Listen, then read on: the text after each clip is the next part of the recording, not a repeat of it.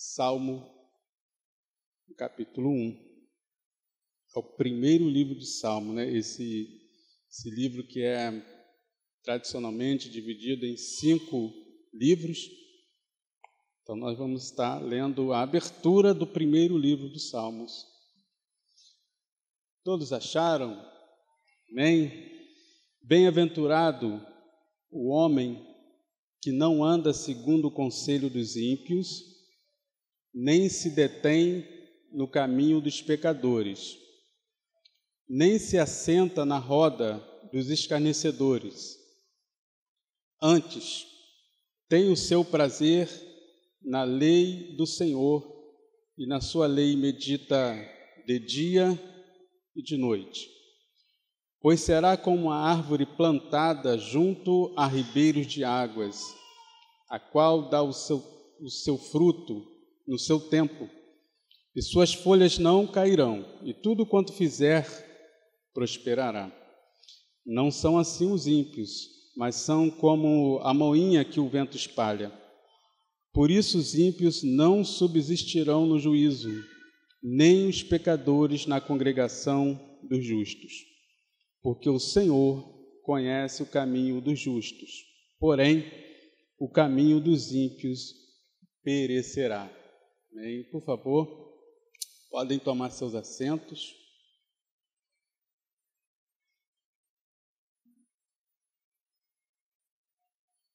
Queridos, é de conhecimento de todos que muitos buscam a felicidade. Ninguém quer ser infeliz. Ninguém fica contente quando vive uma fase da sua vida, um momento da sua vida de infelicidade. Todos querem ser felizes. Muitos buscam essa felicidade num casamento, num relacionamento. Quantos de nós não ouvimos e até mesmo não falamos? Eu vou casar para ser feliz. Muitos buscam essa felicidade no emprego dos sonhos.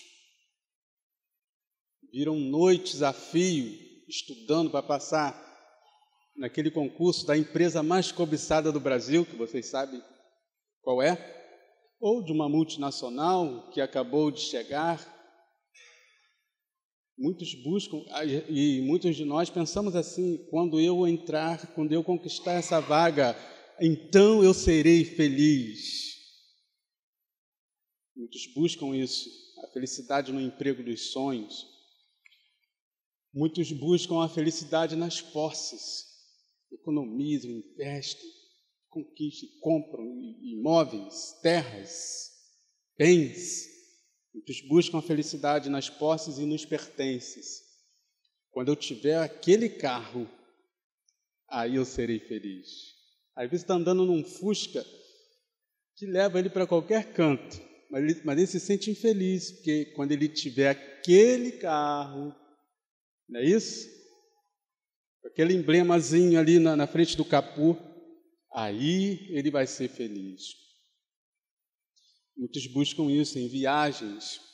Quero viajar o mundo inteiro para ser feliz e tirar aquela selfie com um sorrisão, para mostrar para todo mundo que eu sou feliz, porque eu vejo isso diariamente nas redes sociais. Pessoas felizes viajando em lugares paradisíacos. Muitos buscam a felicidade nessas coisas. O texto bíblico que nós acabamos de ler apresenta, porém, um outro conceito de felicidade, porque quando ele diz bem-aventurado, isso foi muito bem explanado aqui na semana passada pelo nosso amado pastor, não vou me ater a essa explanação, mas quando diz bem-aventurado, está falando feliz. Feliz. E o conceito de felicidade que a Bíblia nos aponta, e esse texto aqui ele expressa a contento, e poderíamos ainda percorrer ainda tantos outros textos de Gênesis a Apocalipse, o conceito de felicidade que esse texto aqui nos mostra destoa completamente dos caminhos que as pessoas estão buscando a felicidade. Não é no dinheiro, não é nas coisas, não é no relacionamento. O caminho da bem-aventurança, o caminho da felicidade está em amar e meditar na palavra de Deus. Eu poderia chamar essa meditação, essa reflexão que nós estamos fazendo nesse momento de ser abençoado para ser uma bênção. Amém? Ser abençoado para ser uma bênção. Eu gosto muito da versão da King James, a 1611, que ela diz o seguinte: abençoado é o homem que não anda segundo o conselho dos ímpios. Outras versões, com uma linguagem mais contemporânea, vai dizer feliz. Essa expressão abarca esses sentidos, feliz, abençoado. Então, eu vou chamar a pessoa de abençoado, amém? E eu quero te perguntar nessa noite, você é abençoado? Amém? Glória a Deus, eu e você somos abençoados. Agora, eu não sei qual foi o critério que você usou para me fazer essa resposta, para me dar essa resposta. Eu não sei qual foi o critério. Porém, queridos, o critério que a Bíblia nos aponta para dizermos que nós somos abençoados é quando nós amamos e meditamos na palavra de Deus. É quando a palavra de Deus se torna o centro da nossa vida. Aí nós somos abençoados. Aí nós somos felizes. E esse é o conceito que Deus tem para mim e para você. Um conceito de felicidade, um conceito de abençoado. Eu tenho certeza que não foi o caso aqui dos amados que estão presentes, mas se eu perguntasse aí afora, fizesse uma pesquisa de opinião, vou lhe perguntar, se você é abençoado, a pessoa vai dizer, sim, sou abençoado, porque graças a Deus eu tenho um emprego. Sim, eu sou abençoado, porque graças a Deus a minha conta não está zerada e muito menos negativo. Sim, eu sou abençoado, porque eu tenho uma família muito legal, muito bacana. Sim, eu sou abençoado porque eu frequento a igreja. Sim, eu sou abençoado porque eu tenho uma atividade ministerial. Sim, eu sou abençoado porque eu faço ação social. A pessoa vai dizer isso tudo. Mas, perdoe-me, o balde de água fria não é nem balde, é só um copinho. Muitos de nós que falamos essas coisas, eu sou abençoado porque eu faço isso, porque eu faço aquilo.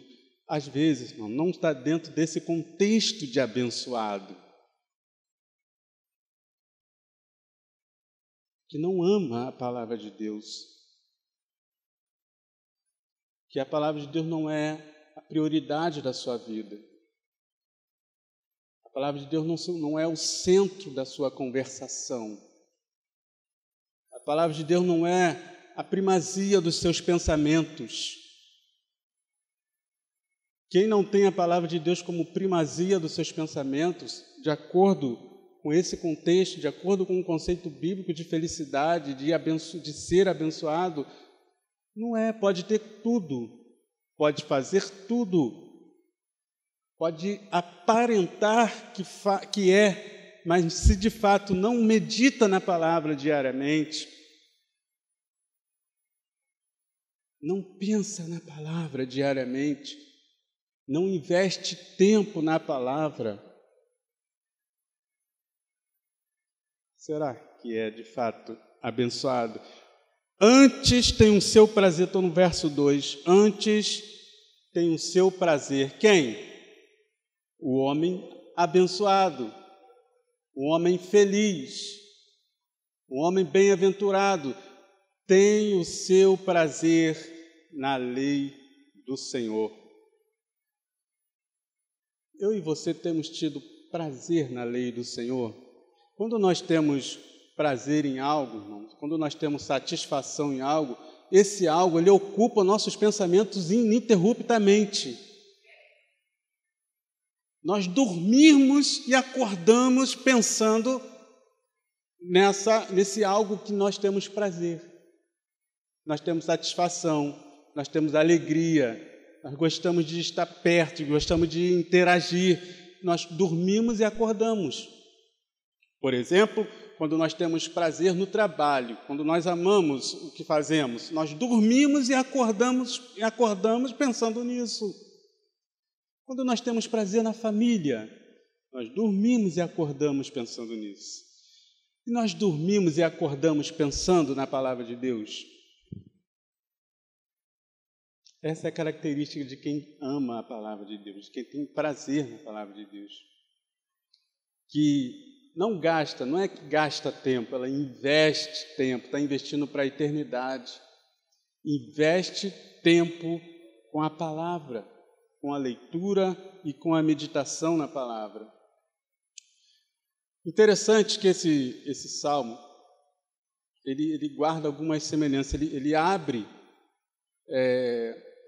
essa coletânea que é o livro de Salmos, coletânea de hinos, canções, poesias, orações, lamentações, expressões de júbilo. Esse salmo ele vai abrir essa coletânea exaltando a palavra de Deus. Ele guarda inclusive essa característica, guarda inclusive uma semelhança com o livro de Gênesis, que é o primeiro de 5 livros também, chamado Pentateuco. E também no Gênesis, ele começa exaltando a palavra de Deus, expressando um Deus soberano, criador dos céus e da terra, e que com a sua palavra criou tudo, rege tudo.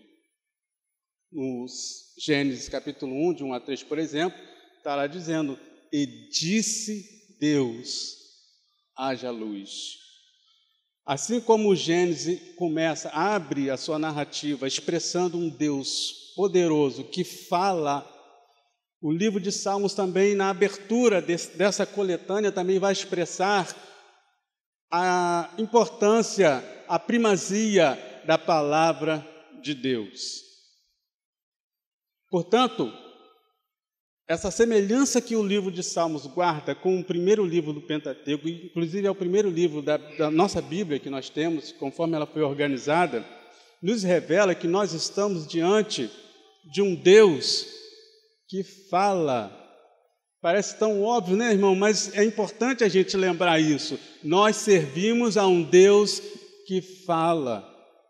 Em contraste, conforme o salmista vai dizer, que alguns servem a ídolos que têm olhos e não veem, têm ouvido e não ouvem, têm mãos, mas não apalpam, têm boca e não fala, mas nós servimos a um Deus que fala. Nós servimos a um Deus que nos ama, nós servimos a um Deus que se comunica conosco, e Ele tomou essa iniciativa de se comunicar. Ele tomou a dianteira de falar, Ele tem prazer e satisfação em falar com o teu povo. Você tem ouvido a voz de Deus? Muitos de nós, às vezes, entramos em situações adversas porque não ouvimos a voz de Deus, esquecemos que somos filhos de um Deus que fala. Se você está vivendo no deserto dessa vida, se você está passando por situações, seja elas quais forem, de dificuldade, lembre-se de uma coisa: nosso Deus fala. Ele vai te dar orientação, Ele vai te dar direção, Ele vai te mostrar o caminho, porque nós estamos diante de um Deus que fala. É isso que o salmista está expressando aqui, quando ele exalta a palavra de Deus, quando ele expressa a primazia da palavra de Deus na nossa vida. Nós estamos diante de um Deus que fala e nós estamos dispostos a ouvi-lo. No passado, aqueles que andavam com Deus precisavam esperar uma manifestação, surgimento de um profeta, uma manifestação esporádica, uma intervenção de Deus ali, o Espírito Santo tomando alguém e usando e falando, normalmente um profeta, um sacerdote, um juiz. Hoje nós temos a palavra de Deus nas nossas mãos. Hoje nós temos a palavra de Deus em abundância, seja em papel, seja em dispositivos tecnológicos, seja das mais variadas formas, mas principalmente hoje nós temos a oportunidade de ter a palavra de Deus cravada em nossos corações. Você pode decorar dezenas de versículos, livros inteiros. Existe técnica para isso, que a pessoa consegue decorar, inclusive, livros inteiros, técnica de memorização. Mas se não tiver gravada no seu e no meu coração, de nada vale essa quantidade de palavras memorizadas. Nós estamos diante de um Deus que fala. Não se prive de ouvir a voz de Deus. Não se negue à sua alma a oportunidade de ouvir a voz de Deus. Amém, queridos?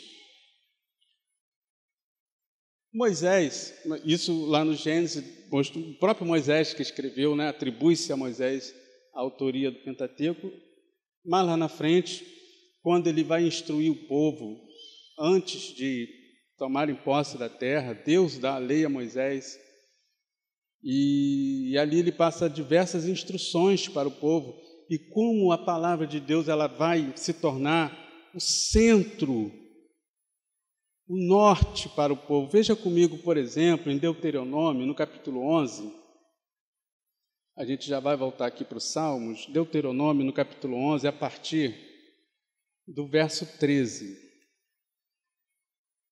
Como que a palavra de Deus ela era tão primordial para o povo de Israel, que estava ali prestes a assumir, a tomar posse da terra prometida.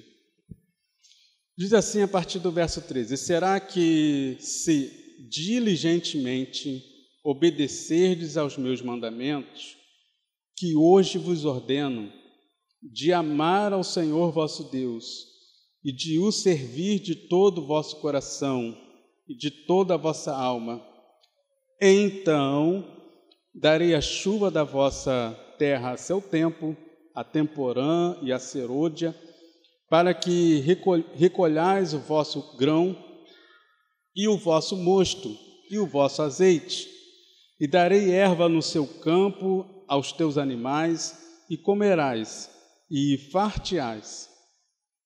Guardai-vos, que o vosso coração não se engane, e vos desvieis, e sirvais a outros deuses, e vos inclineis perante eles.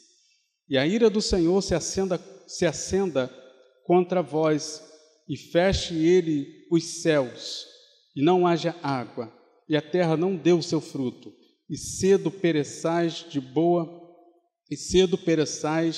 boa terra que o Senhor vos dá. Ponde, pois, estas minhas palavras no vosso coração, na vossa alma, e atai-as, por sinal, na vossa mão, para que estendam por frontais entre os vossos olhos. E ensinai-as a vossos filhos, falando delas assentado em tua casa e andando pelo caminho, e deitando-te e levantando-te. Escreve-as nos umbrais da tua casa e nas tuas portas, para que se multipliquem os vossos dias e os dias dos vossos filhos na terra, que o Senhor jurou a vossos pais dar-lhes, como os dias dos céus sobre a terra.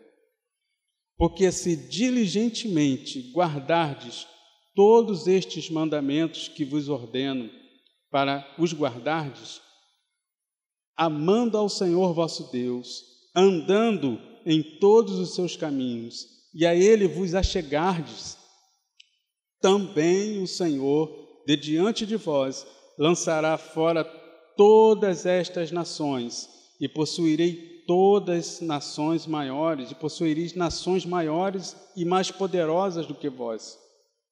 Todo lugar que pisar a planta do vosso pé será vosso, desde o deserto e desde o Líbano, desde o rio Eufrates, até ao mar ocidental, será o vosso termo. Ninguém resistirá diante de vós. O Senhor vosso Deus porá sobre toda a terra que pisardes o vosso terror e o temor de vós, como já vos tenho dito. Eis que hoje eu ponho diante de vós a bênção e a maldição. A bênção, quando cumprires os mandamentos do Senhor vosso Deus, que hoje vos mando. Porém, a maldição, se não cumprirdes os mandamentos do Senhor vosso Deus e vos desviardes do caminho que hoje vos ordeno, para seguirdes outros deuses que não conhecestes. E será que quando o Senhor teu Deus te introduzir na terra a que vais para possuí-la, então pronunciarás a bênção sobre o monte Gerizim e a maldição sobre o monte Ebal. Porventura não estão eles além do Jordão, junto ao caminho do pôr do sol, na terra dos cananeus, que habitam na capina defronte de Gigal, junto aos cabalhais de Moré? Porque passareis o Jordão para entrardes a possuir a terra que vos dá o Senhor vosso Deus, e a possuireis, e nela habitareis. Tende, pois, cuidado em cumprir todos os estatutos e os juízos que eu hoje vos proponho. Amém? A bênção e a maldição. A bênção é para quem atenta para a palavra de Deus. Tem uma conexão direta com o salmista, quando ele diz: abençoado aquele que não anda segundo o conselho dos ímpios, antes tem o seu prazer na lei do Senhor. Então, para sermos de fato, queridos, abençoados, a palavra de Deus tem que habitar em nós. Para sermos de fato abençoados, a palavra de Deus tem que ser a primazia da nossa vida, tem que ser o norte do nosso caminhar. Como diz esse salmo aqui, esse salmo ele fala de caminho, né? 2 caminhos. Eu até meditava com os meninos esses dias, na passagem de ano deles, e falava disso. Eles vão percorrer caminhos que papai e mamãe não vão estar perto. Vão tomar suas decisões sem ter ninguém por perto. Mas a palavra de Deus vai ter que estar orientando as suas decisões. A palavra de Deus vai ter que estar norteando os seus caminhos. Então ele contrasta o caminho do ímpio com o caminho do justo. O caminho do ímpio é de desolação. O caminho do ímpio é de infelicidade. Ainda que ele demonstre felicidade, conforme nós já descrevemos aqui no início, das maneiras como as pessoas buscam a felicidade. Porém, nós sabemos que a verdadeira felicidade reside naquele que ama a palavra de Deus, que prioriza ouvir a voz de Deus. Amém? Se eu e você estamos priorizando a palavra de Deus, eu vou fazer essa pergunta novamente: você é abençoado? Amém? Glória a Deus, nós somos abençoados para a glória de Deus, porque a palavra de Deus tem sido prioridade na nossa vida, e isso para a glória de Deus. É interessante que Davi, ao longo de vários salmos, ele vai expressar algumas bem-aventuranças. Por exemplo, no Salmo 112, no verso 1, ele vai dizer que bem-aventurado, ou feliz, ou abençoado, é o homem que teme ao Senhor. No Salmo 41, verso 1, ele vai dizer que abençoado ou bem-aventurado é aquele que acode ao necessitado. No Salmo 33, 12, ele vai dizer que a nação inteira é abençoada quando ela tem Deus como Senhor. No Salmo 32, verso 1, ele vai dizer que abençoado é aquele cuja iniquidade é perdoada. No Salmo 84, verso 4, ele vai dizer que abençoados são aqueles que habitam na casa de Deus. Amém? Aqueles que amam a casa de Deus. E hoje nós sabemos que a casa de Deus somos nós. Nós somos templo do Espírito Santo. Nós somos aquele cuja habitação do Senhor, nós somos essa habitação. Você ama essa habitação? você ama o corpo de Cristo, bem-aventurados são aqueles que habitam na casa de Deus. Bem-aventurados são todos aqueles que nele se refugiam. Salmo, no verso 2, capítulo 2, verso 12. Bem-aventurado o homem cuja força está no Senhor. Isso está expresso no Salmo 84, verso 5. No Salmo 119, que é um salmo extenso, mas que faz uma ode à palavra de Deus, ele exalta a palavra de Deus do início ao fim. No verso 2 desse Salmo 119, ele vai dizer que bem-aventurados os que guardam os estatutos do Senhor e o buscam de todo o coração. E por fim, aqui nesse Salmo que nós estamos lendo, bem-aventurado aquele que tem prazer na lei do Senhor, e na sua lei medita de dia e de noite. Acho interessante que, quando nós falamos de meditação bíblica, aqui ele exalta isso, ele fala disso, bem-aventurado aquele que tem prazer na lei do Senhor, medita na sua palavra. No Antigo Testamento, essa palavra ela vai expressar algumas conotações. Ela vai expressar o sentido de, dentre tantas expressões que ela tem, que ela abarca, a gente poderia expressar num único sentido, a expressão de murmúrio, aquele que fala para si, aquele que, na sua meditação, ele começa a conversar consigo mesmo e expressa isso. Tem um salmo que ele vai falar muito a respeito disso. Deixa eu ver se eu anotei ele aqui.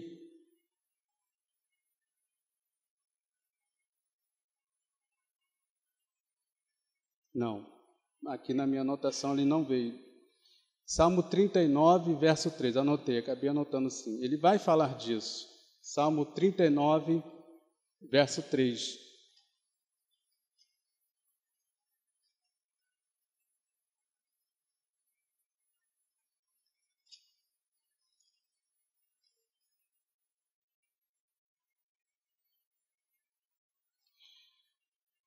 Aquentou-se o meu coração dentro de mim, enquanto eu meditava. Se acendeu um fogo. Então falei com a língua. Vou ler novamente. Esquentou-se-me o coração dentro de mim. Enquanto eu meditava, acendeu um fogo. Então falei com a língua. Esse exercício da meditação, dentre vários sentidos, envolvia isso. O termo que é usado nessas passagens tem a ver com rosnar, rugir, tem a ver com pronunciar, tem a ver com refletir, considerar, meditar, inventar, conspirar, falar, que é o que esse salmo aqui muito bem expressa.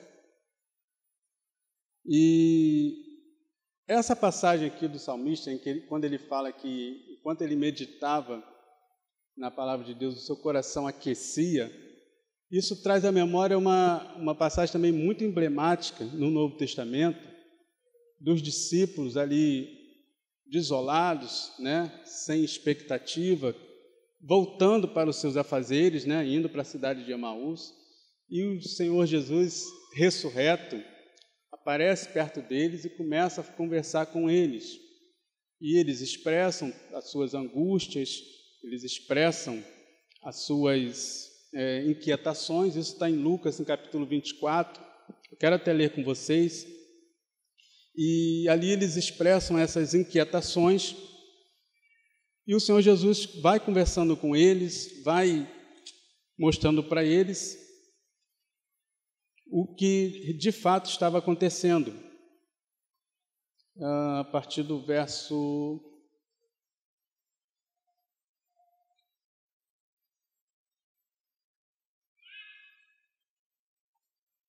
a partir, quando eles dizem que o coração dele se aqueceu.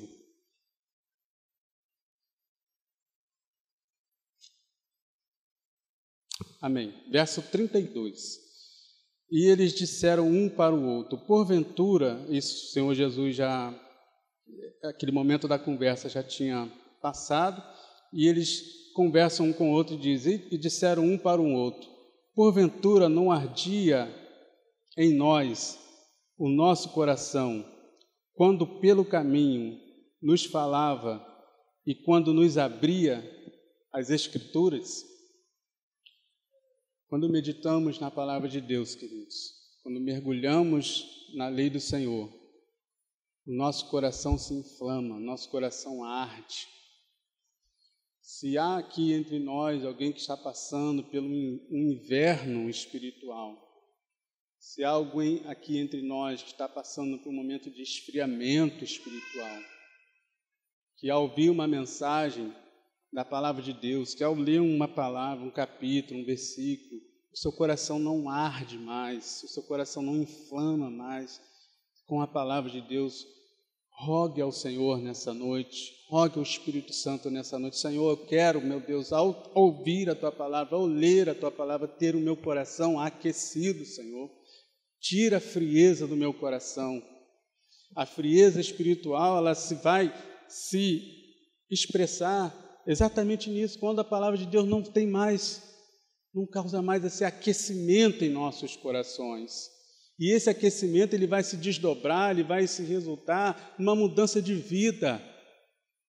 E esse aquecimento ele vai se desdobrar numa decisão de mudança, uma decisão de um novo caminho, de uma nova rota. É isso que acontece quando estamos meditando na palavra de Deus, nossos corações aquecem. O salmista expressou isso, e isso tem uma conexão direta com o que aconteceu com esses discípulos. Eles estavam desanimados, frustrados, mas depois na hora ali, eles tiveram seus corações aquecidos, mas não expressaram. Depois eles conversando entre si, mas não é que quando ele falava das Escrituras, o nosso coração não ardia. Aleluia! Que o seu coração nessa noite seja inflamado pela palavra de Deus.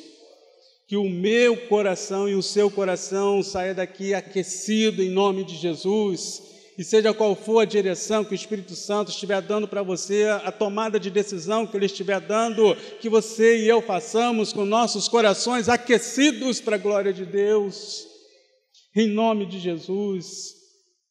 Então, no Antigo Testamento, tinha essa conotação de falar, de expressar, de murmurar. Alguns dicionários ele vai trazer o significado dessa palavra com a seguinte característica, né? Era um som baixo, é como se alguém estivesse murmurando para si. Era um som baixo, característico de um gemido de uma pomba, característico de um gemido de uma pomba ou de um rosnado de um leão sobre a sua presa. Muitas vezes o termo se refere, aí, de um ponto de vista negativo, às tramas originadas nos corações dos homens perversos, né, que tramavam ali, falando, sussurrando, baixinho, oh, vamos fazer assim, vamos fazer assado, expressava isso. Em seguida, elas são expressas com palavras enganosas. Já no uso positivo, esse termo ele tem uma conotação, ele tem uma conexão direta a respeito da meditação sobre a palavra de Deus, que assim como na trama dos ímpios, ela continua dia e noite. O ímpio, irmãos, ele passa o dia e a noite maquinando o mal, maquinando como fazer o mal. E quando o salmista expressa isso, os autores bíblicos trazem esse termo à baila aqui, ele tem essa conotação de que o justo, que ama a palavra de Deus precisa meditar na palavra de Deus dia e noite. Dia e noite.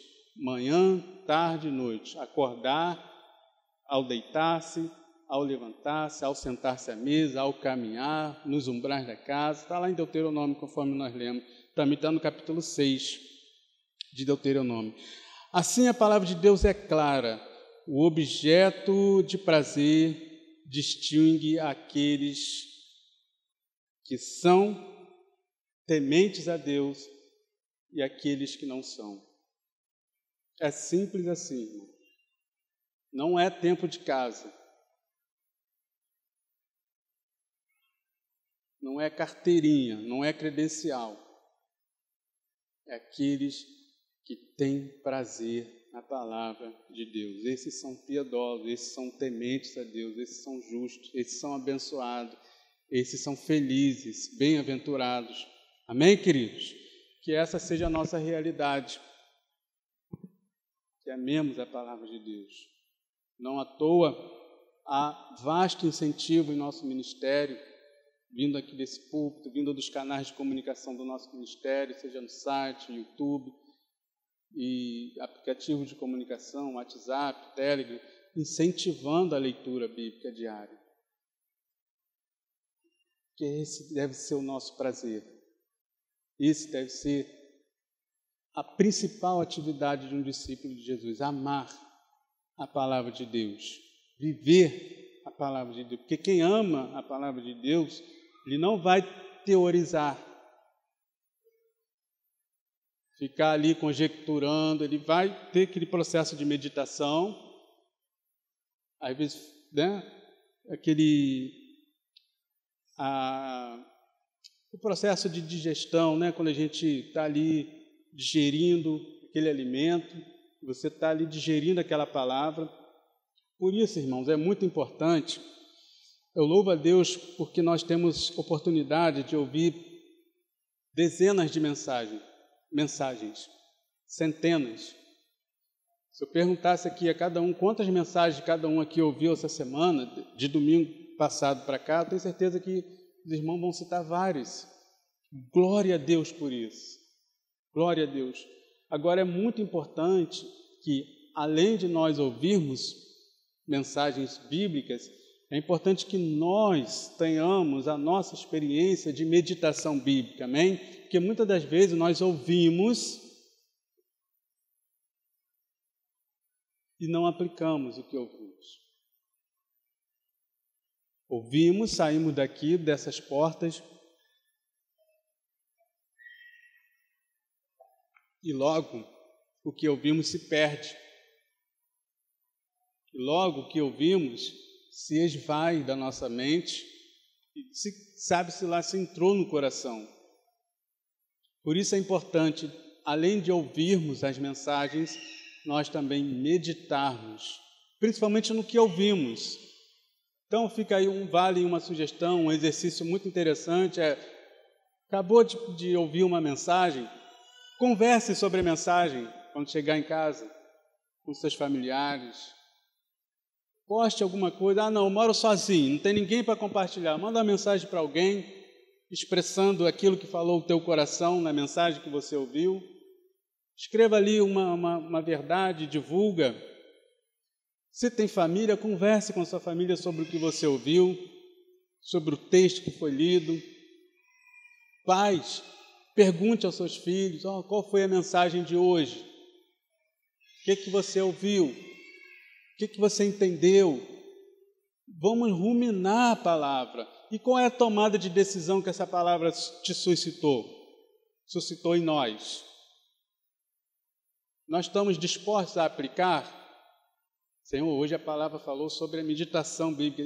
Pega o nosso plano de leitura, olha lá, meu Deus do céu, a última marcação já está lá em alguns meses atrás. Mas você pega, não, mas em nome de Jesus, hoje eu ouvi sobre a meditação bíblica, eu vou voltar. E marca ali, começa da onde você está. É uma sugestão também.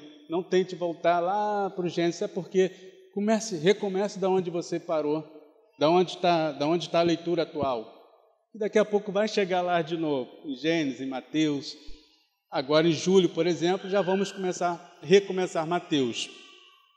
Então, é importante isso, aplicar. Aplicar a palavra de Deus é colocar em prática. Então, além de ouvir, muitos de nós ouvimos muitos sermões, mas não meditamos. Por isso que muitas das vezes há pregações sobre diversos assuntos, nos convocando a diversas iniciativas e nós não fazemos. Já ouvimos mensagens nos convocando à evangelização. Já ouvimos mensagens nos convocando a congregar. Já ouvimos mensagens nos convocando à contribuição generosa. Já ouvimos mensagens nos chamando a diversas tomadas de decisões. O que nós fazemos com essas mensagens? Se nós meditarmos nela e nos aplicarmos a praticar aquela decisão que está sendo requerida, nós vamos vivê-las para a glória de Deus. Amém?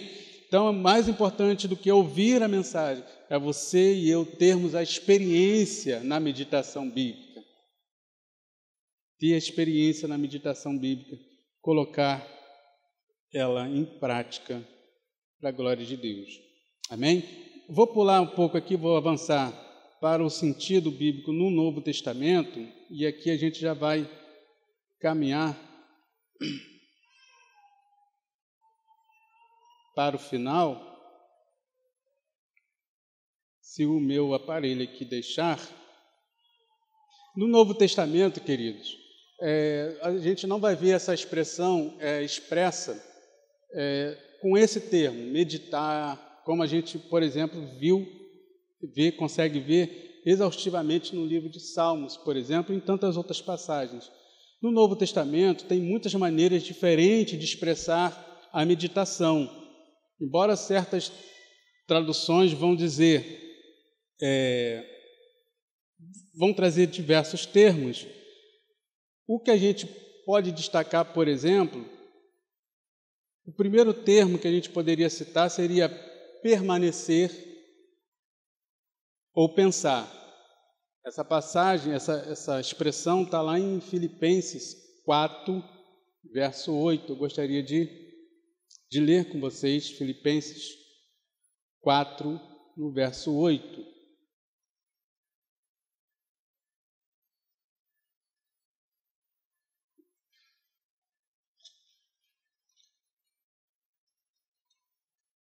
Muito conhecido também, muito citado.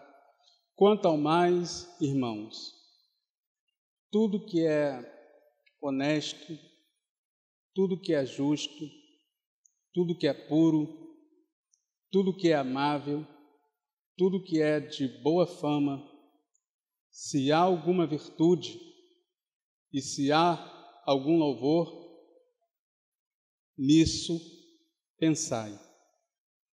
E o que aprendestes e recebestes e ouvistes de mim, olha aí a aplicação. Isto fazei, e o Deus de paz seja convosco. Percebe? Nisto pensai. Que nossos pensamentos possam ser ocupados com a palavra de Deus. Nosso pensamento seja imerso, mergulhado na palavra de Deus, naquilo que o Senhor tem para falar conosco.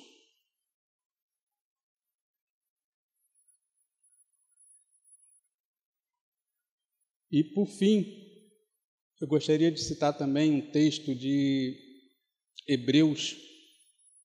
Teríamos ainda outros textos, mas para remirmos o tempo, quero chamar você a ler comigo em Hebreus, no capítulo 11. Nesse sentido aqui, ele vai trazer a ideia de considerar.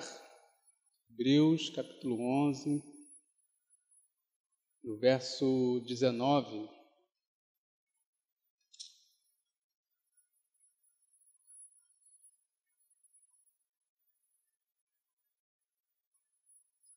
Hebreus capítulo 11, verso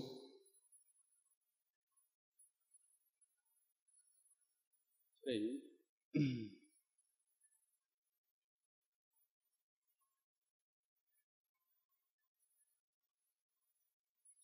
Pela fé, Abraão e Isaque foi provado. Estou lendo aqui a partir do verso 17. Pela fé, Abraão e Isaque foi provado.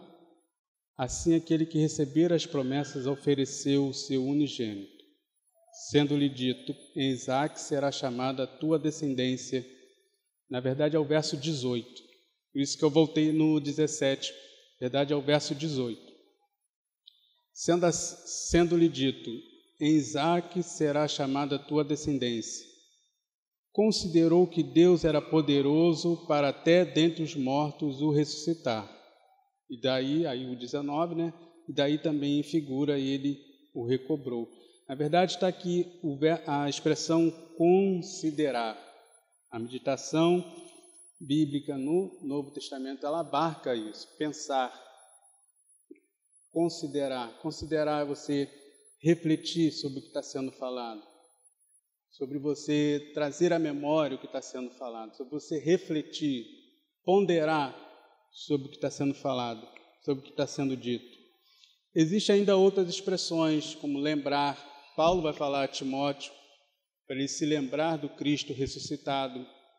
O Apocalipse vai falar: lembra-te de onde caíste.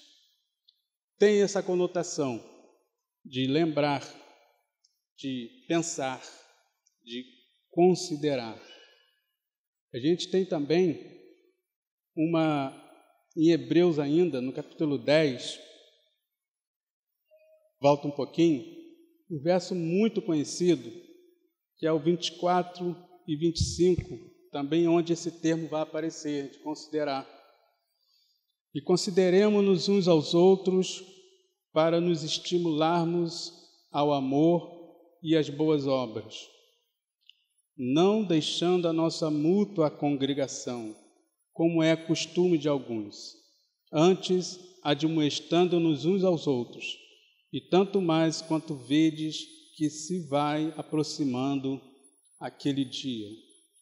Consideremos-nos uns aos outros, refletimos sobre venhamos a refletir sobre o nosso ato de congregar.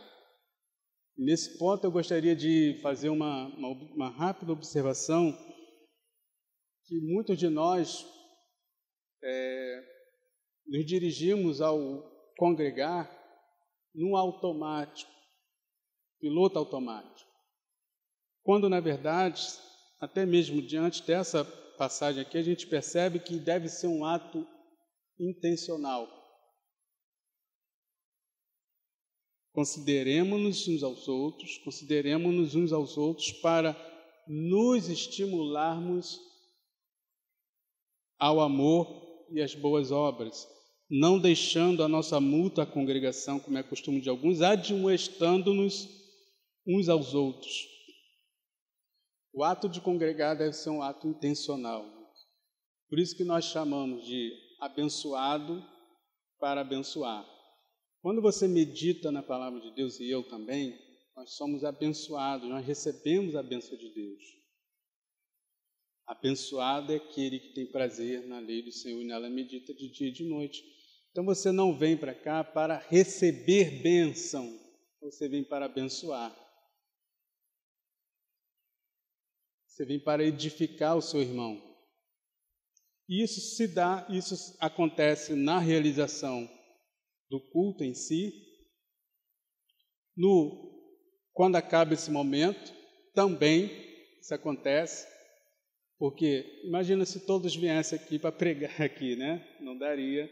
Se todos viessem para ministrar o louvor, também não daria. Mas você pode edificar seu irmão ali no café, orando com ele, abraçando ele, dando um conselho, exortando.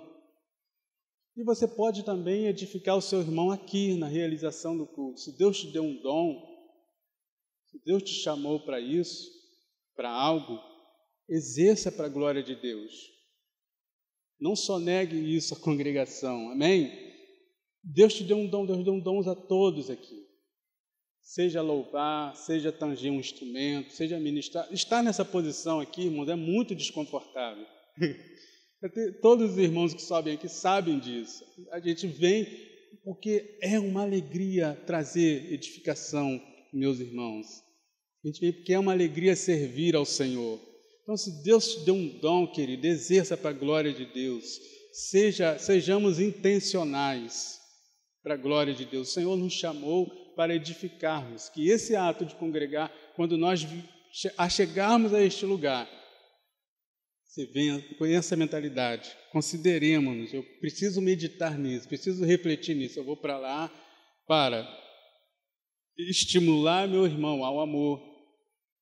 Amém? Aí você pode fazer isso de várias formas, de acordo com a oportunidade que o Senhor te dá. Seja conversando, seja abraçando, seja recepcionando, seja ministrando.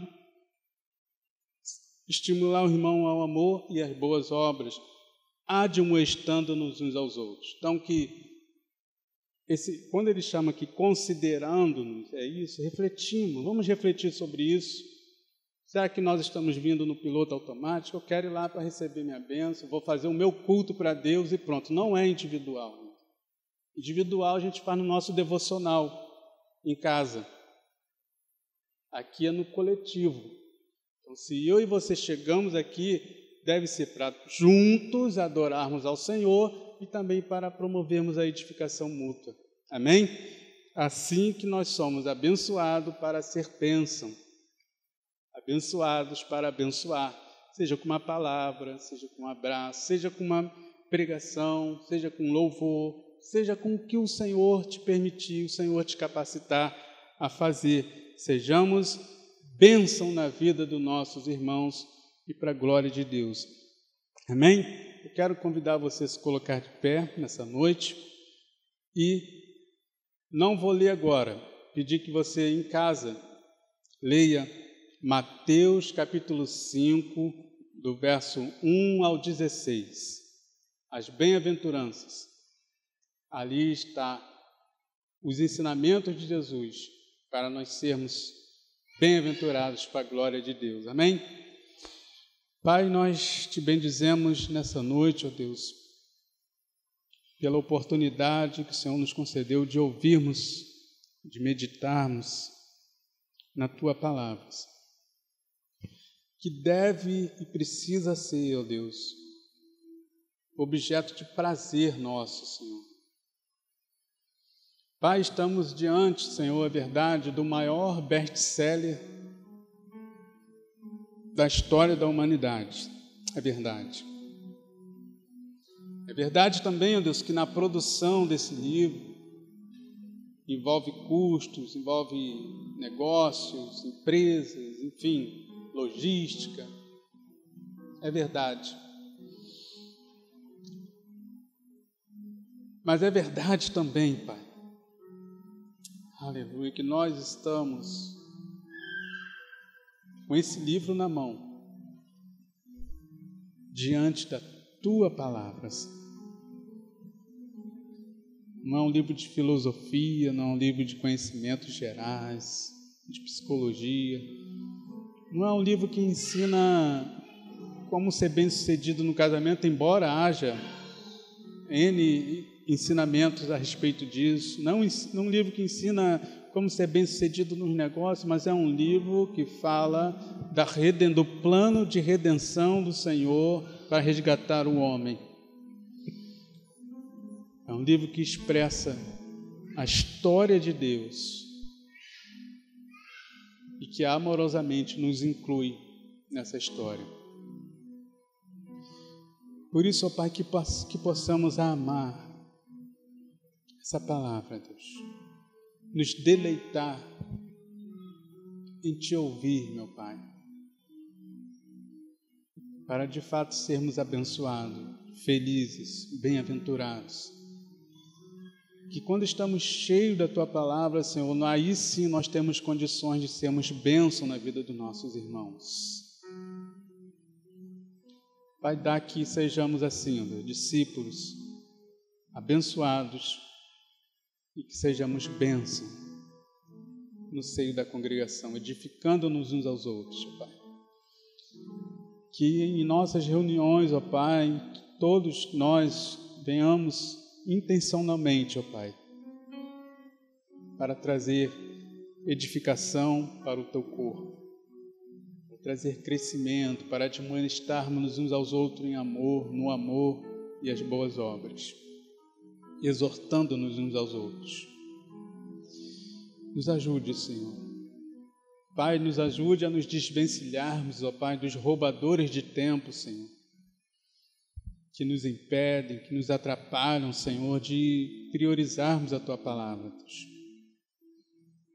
Muitos de nós dizemos que não temos tempo. Será que de fato não temos tempo? Ou nós não priorizamos a Tua palavra? Muitos de nós temos até desejo, Deus, de dedicar, de dar essa prioridade, essa primazia, Pai. Mas falta determinação, falta foco, falta se submeter, ó Deus, ao auxílio do Espírito Santo. Às vezes tentamos fazer isso com as nossas próprias forças. Nos ajude, Deus, a priorizarmos a Tua palavra, e vivermos a Tua palavra, Senhor, em nome de Jesus, para que sejamos discípulos, servos do Senhor, homem e mulher, abençoado, feliz, bem-aventurado, para sermos bênçãos para a glória de Deus.